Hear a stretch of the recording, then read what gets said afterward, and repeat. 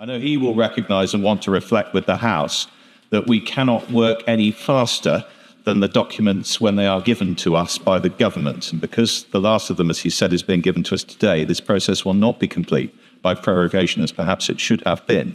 Can I raise with him, though, 2 points which are of concern in what he has said to us this afternoon? The first is in relation to redaction, and he's made it clear that the government intends to redact for reasons beyond the humble address exemption related to international relations and national security. He's described that as the names of junior officials, personal information, or legally privileged information. I put to the Leader of the House on Thursday that the document the government has produced describing its approach to redactions is substantially wider than that.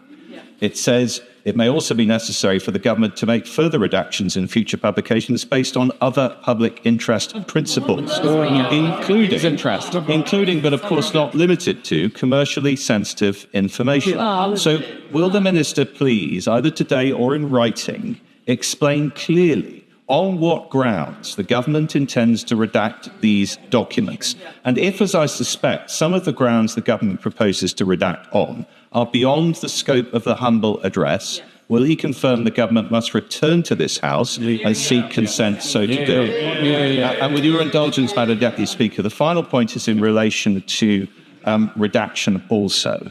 He has said in his statement that the government will not publish information which undermines or threatens our country's national security or international relations.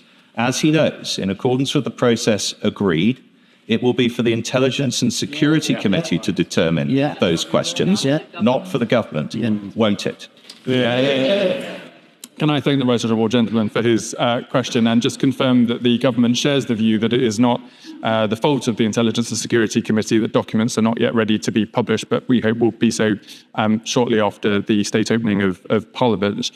He asked me a specific question on redactions policy. I refer to my earlier answer, but he did ask me some specific questions which I will commit to seeking further advice on and returning to the dispatch box. I hope the Right Honourable Gentleman in the House knows that my intention from the beginning of being asked to do this process is to ensure proper transparency with Parliament, which I and the government take very seriously. And if there's any suggestion of that being to the otherwise, I will answer questions to that here at the dispatch box.